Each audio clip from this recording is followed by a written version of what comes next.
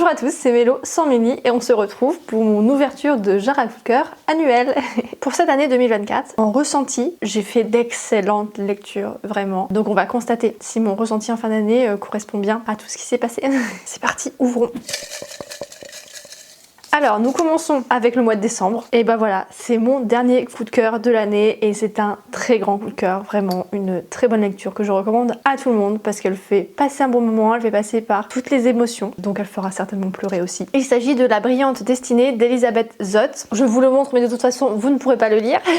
Que j'ai lu en VO anglaise, donc Lessons in Chemistry, que j'ai même écouté en VO anglaise et franchement ça s'écoute extrêmement bien. La narratrice avait une voix mais idéale. La plume anglaise mérite vraiment de faire l'effort de le lire en VO du coup. Une plume très impertinente, dynamique, très intelligente. Mais bon, comme c'est une lecture de décembre, je vous en ai parlé tout récemment dans mon dernier vlog de mes objectifs lecture, donc je ne sais pas si ça vaut le coup que je me répète. Mais bref, on va suivre Elisabeth Zott, qui est une chimiste et qui est une femme absolument brillante, absolument remarquable. Elle a la répartie phénoménale. C'est une féministe, ça commence dans les années 1929 il me semble, et puis bon bah voilà, la petite Elisabeth Zott grandit. On finit par suivre Elisabeth Zott du coup à son âge adulte, donc dans les années 50-60. Coup de cœur suivant. Février 2024 avec L'ours et le rossignol, donc c'est le tome 1 de la trilogie d'une nuit d'hiver. Ce fut également une lecture audio, mais cette fois-ci en français, vraiment très bonne découverte. J'en avais déjà entendu parler il y a assez longtemps, Mélie en avait parlé en bien, et je me suis lancée un peu sur le tard. Par la suite, j'ai poursuivi avec le tome 2 et le tome 3, également en audio, et j'ai été nettement moins convaincue. Ce que j'ai aimé avec ce tome 1, c'est l'histoire en elle-même, le côté plus mythologie nordique, c'est quelque chose d'assez inhabituel dans mes lectures de ces dernières années. Et voilà, j'avais bien aimé le personnage, son développement, et par la suite j'ai été déçue. Ça a commencé un petit peu à tourner en rond. Il n'y avait plus tout à fait ce qui m'avait plu dans le personnage, voilà. Et je me souviens pas trop de plus de choses. Août 2024, l'été, avec le Souti Gourmet Challenge, où là il y avait un gros potentiel de coup de cœur puisque j'ai lu énormément de livres, vraiment. Et là nous avons L'Anomalie, qui était un prix Goncourt. Excellente, surprise vraiment, recommandée par Mélie, mais qui ne me l'avait pas recommandé au moment de sa lecture, je n'ai pas compris pourquoi. Enfin quand je dis recommandée par Mélie, en fait c'était plus recommandé par un PJ de lecture. Si vous êtes là depuis 2 ans ou moins, vous aurez la référence. On est sur un mélange des genres. Moi j'aurais plutôt tendance à le mettre en SF, mais c'est très ancré dans notre réalité, ça ouvre des petites pistes de réflexion, c'est hyper intéressant, hyper intelligent, ça se lit très bien, très vite, il y a énormément de mystères. J'ai pas envie de vous le résumer en vrai parce que je trouve que c'est mieux quand on ne connaît pas grand chose à propos de ce récit. Voilà. En tout cas on en a déjà parlé plein de fois. Mélie avait dû vous en parler, je ne sais pas où parce que elle ça date, et moi je vous en ai parlé du coup dans mes vlogs du Souté Gourmet Challenge. La suite.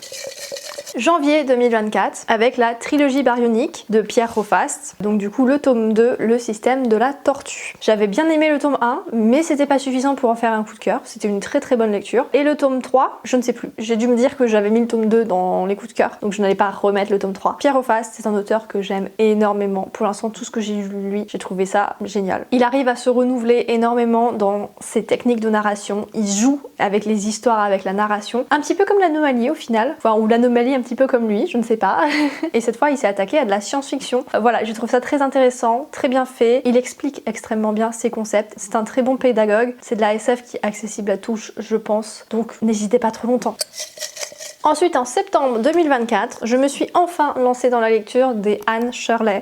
Donc là, je pense que j'ai plutôt mis le tome 2 en coup de cœur. Le tome 1 m'a fait replonger dans la série que j'avais adorée. Et les émotions sont exactement les mêmes. Je ne sais pas si c'est un coup de cœur ou si je l'ai juste mis parce que c'est un peu une Madeleine de Proust. Une lecture dans laquelle j'ai envie de retourner, de replonger, de ressentir les choses. Je ne dirais pas que c'est un livre à lire absolument. Je pense qu'à la longue, c'est une saga qui peut peut-être un peu fatiguer. On suit la vie d'Anne, on suit ses péripéties. C'est une personne extrêmement solaire, extrêmement dynamique, extrêmement vive, extrêmement créative, extrêmement... Je suis à court de mots pour la décrire alors qu'elle, elle ne le serait clairement pas. C'est assez riche en vocabulaire tout en étant un récit plutôt jeunesse. Ça soulève plein de petites problématiques et c'est plutôt organisé en petits chapitres. Bref, c'est un récit extrêmement doux, assez triste par moments quand même. En tout cas, moi, il me touche énormément et donc à ce titre, je pense qu'il mérite sa place ici. Même si j'aurais du mal à le mettre à la même hauteur que d'autres coups de cœur. Nous sommes encore en août avec Cathy de McDowell. C'est l'œuvre de l'auteur que j'ai préférée pour l'instant. Voilà. Blackwater pour moi n'était pas assez sombre, pas assez effrayant et celui-ci l'était bien plus. Et Cathy est un personnage vraiment horrible, hein, ignoble bien sûr. En même temps c'est ce qui apporte le sel à cette histoire. Il y a un côté vengeance dans ce récit aussi qui est extrêmement jouissif. Après ce n'est probablement pas à lire pour tout le monde parce que ça reste assez sanglant.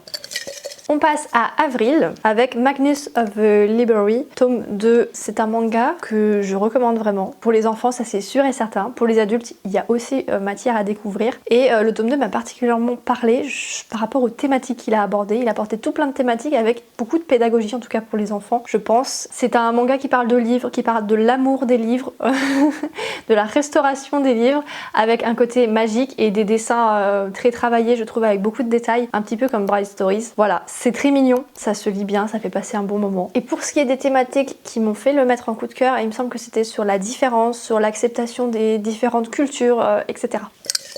Ensuite, nous passons à mai avec Une maman parfaite de... comment elle s'appelle ? De Marie-Fleur Albuquerque, que j'avais précédemment découverte avec Ni seul ni ensemble, qui pourrait avoir une place dans les coups de cœur avec Une maman parfaite, mais bref, j'en ai mis qu'un. Alors qu'il me semble que dans la comparaison, je vous avais dit que j'avais préféré Ni seul ni ensemble. C'est pas très cohérent tout ça, visiblement, j'avais oublié entre temps. C'est un récit très engagé. Dans Une maman parfaite, c'est engagé pour les femmes, pour les mères, pour le féminisme, pour l'égalité. Ça dénonce aussi. La plume est mordante, il y a énormément d'humour. Grâce à la plume, mais grâce aussi au personnage, je ne peux que vous recommander de temps en temps de lire de ce genre de récit qui aide à continuer à s'ouvrir l'esprit, voilà, à réfléchir un peu au-delà de soi-même, etc. Nous passons à mars avec, j'ai bien envie de dire, mon plus gros coup de cœur de l'année. En tout cas, c'est celui qui a ouvert le bal des coups de cœur. Pas tout à fait, je ne crois pas. Bah non, parce que j'avais janvier tout à l'heure. Mais en ressenti, voilà. Chronique du pays des mers de Elisabeth Warnerburg, si ça se prononce comme ça. Ça faisait un moment que je l'avais dans ma pile à lire de e-book. Et j'avais peur de me lancer. Parce que c'était une grosse brique, parce que je sais pas, le résumé ne me parlait pas tant que ça. Et qu'est-ce que j'ai eu tort? Qu'est-ce que c'était bien? La première partie du récit, on est dans les pensées d'enfants. Et franchement, c'est extrêmement bien rendu. C'est rare que ce soit aussi bien fait, qu'une autrice ou un auteur arrive aussi bien à se mettre à la place des enfants, à voir le monde à travers leurs yeux, et j'ai trouvé ça extrêmement intéressant. Et par la suite, bah du coup, voilà, ça m'a un petit peu manqué ce regard d'enfant qui apprend sur son monde, et donc on apprend à travers cet enfant qui évolue etc. Et par la suite, le récit nous plonge dans des grandes réflexions extrêmement intéressantes, extrêmement importantes. On en a fait une comparaison avec Mélie, je vous invite à aller la visionner. Par la suite, j'ai lu Le sang de la cité, non c'est pas Le sang de la cité quelque chose, qui est plus ou moins la suite ou le préquel de Chronique du pays des mers. Il m'a moins frappé, c'était très intéressant, mais il y a des petites choses qui m'ont un petit peu dérangée. En tout cas, c'est des récits qui ouvrent à la réflexion, qui ouvrent au débat. L'autrice ne prend pas forcément parti, elle ouvre des portes. Ensuite, nous avons novembre et décembre avec les livres de la Terre fracturée. Alors, j'ai pas particulièrement mis de tome en particulier.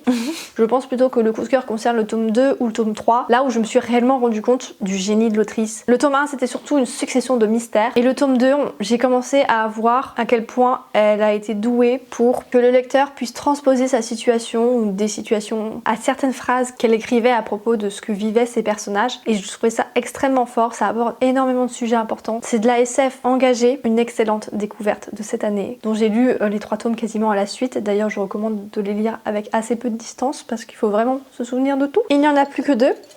Prenons les deux en même temps. Nous avons donc août et septembre. Août, ça aura été assez prolifique en coup de cœur, je crois, avec Fourth Wing. Alors, rétrospectivement, il ne mérite pas sa place ici, mais c'est pas grave. Heureusement que c'est pas avec lui que je finis. Je l'avais mis en coup de cœur parce que j'avais été étonnée en fait de sa qualité, de ce que j'ai pu trouver dans le récit. C'est également une lecture audio et je l'avais pris parce qu'il fallait absolument que je dépense un crédit. Il était très long et pour rentabiliser ce crédit, je voulais un récit de au moins 20 heures. Celui-ci était très long et je sais que je me serais pas lancée dedans autrement. Sauf que je n'avais pas compris que c'était du young adulte. Et quand j'ai compris ça, bah tout de suite mes attentes ont nettement diminué. Sauf que à son écoute, je me suis rendu compte que pour du young adulte, c'était vraiment très bien. Notamment au niveau de la romance. Mais on en a fait une comparaison avec Mélie, donc je ne vais pas m'étendre là-dessus. Par contre, par la suite, j'ai écouté le tome 2 et là, ça va s'arrêter là pour moi.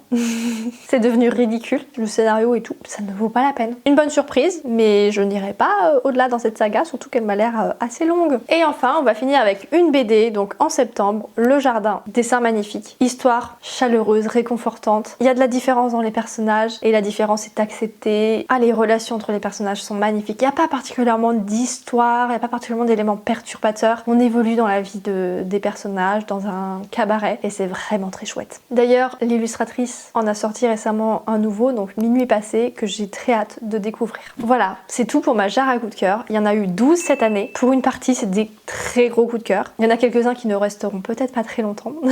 Par rapport à l'année précédente, il y a eu un petit peu plus de coups de cœur, oui, je crois. Et il me semble que l'année précédente, j'avais eu un petit sentiment amer. Voilà, j'avais pas eu l'impression d'avoir d'excellentes lectures, il me semble, hein, de mémoire. Et par rapport à l'année d'avant encore, bah, j'ai fait exactement le même nombre. C'était 12 aussi. Et l'année encore précédente, j'en avais fait 26. Bon là, je crois que j'avais déconné et peut-être que j'avais mis des récits qui ne méritaient pas de l'être. D'ailleurs, ça vaudrait peut-être le coup que je me fasse un retour quelques années plus tard sur les coups de cœur que j'avais mis là, voir qu'est-ce qui m'en reste et voir si rétrospectivement il n'y en a pas quelques-uns que je mettrais dans une autre catégorie. Du coup, continuons sur quelques chiffres. Au mois de janvier, j'ai eu un coup de cœur. Au mois de février, j'en ai eu un également. Au mois de mars aussi. Avril 1, mai 1. Juin, juillet, rien du tout. Août, j'en ai eu 3.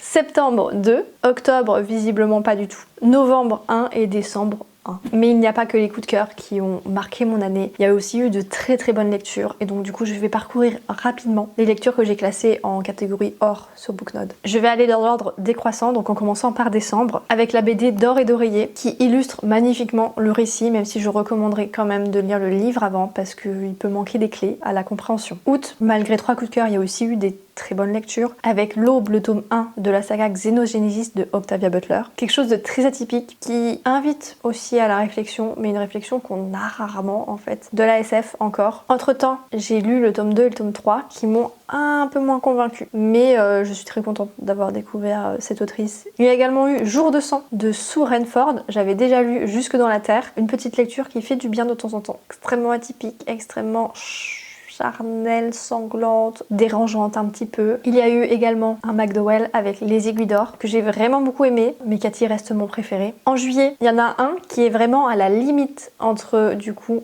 les coups de cœur et la catégorie or de Booknode, avec Watership Down de Richard Adams, publié dans la même maison d'édition et dans la même collection, en tout cas une collection similaire à Anne Shirley chez Monsieur Toussaint l'Ouverture. Très très belle collection. C'est un récit de lapins et j'ai adoré voir à travers leurs yeux. J'ai adoré voir leurs aventures, voir la nature, mais aussi voir toutes les réflexions soulevées par ce récit, notamment au niveau de la politique. Encore de la SF avec Becky Chambers, que j'ai découverte du coup cette année, avec Apprendre si par bonheur. En mémoire, il ne me reste pas énormément. Je trouve que c'est un récit assez court et assez puissant par rapport à sa taille, très intéressant. Juillet et août auront vraiment été extrêmement prolifiques. C'est normal, c'est là où j'ai le plus lu. En juin, nous avons un autre Pierre Hofast avec La Fractale des raviolis. Pas suffisamment plaisant pour être un coup de cœur, mais en tout cas, vraiment, cet auteur ne produit que des œuvres d'une très bonne qualité. Cette fois-ci, c'est plus un récit gigogne, voilà. Chaque chapitre ouvre d'autres chapitres. On pourrait croire que ça va être assez compliqué à suivre et en fait, pas du tout. L'auteur s'en sort toujours très bien. Au mois de mai, un tout nouveau Fleur Vesco avec de délicieux enfants. Il ne m'a pas autant convaincu que D'Or et d'Oreiller, mais il reste très bien fait et également très intéressant. Avril, Ni seul ni ensemble de Marie-Fleur Albuquerque, mais ça, je vous en ai parlé quand je vous ai parlé de Une maman parfaite. Lui, pour le coup, il est plus centré autour de la politique, certes toujours du féminisme et des relations amoureuses. J'ai également mis le tome 3 de la trilogie Baryonique, mais voilà, je vous en ai parlé quand j'ai parlé du tome 2. Mars, bah rien du tout. Mais en même temps, le coup de cœur de Chronique du Pays des Mers était tellement important qu'il a éclipsé tout le reste. Janvier, nous avons Ikiro de Benoît-Marie Lecoing. Récit qui m'a beaucoup plu parce que il se passe au Japon. Tout ne m'a pas convaincu, on en avait fait une comparaison avec Mélie, n'hésitez pas à aller la voir. Et voilà, ce sera tout. Donc du coup, 12 coups de cœur, 14 livres en or. Je vous en ai peut-être pas cité 14, mais c'est parce qu'il y avait des tomes de saga dont je vous ai déjà parlé. Et bien évidemment, toutes les autres lectures que j'ai lues cette année n'étaient pas mauvaises pour autant, juste je ne les ai pas mises dans ces catégories-là. Sur ce, n'hésitez pas, vous, à me dire quels ont été vos coups de cœur de cette année. Peut-être que ce seront mes coups de cœur de 2025, qui sait. Et en attendant une prochaine vidéo, je vous souhaite de très bonnes lectures.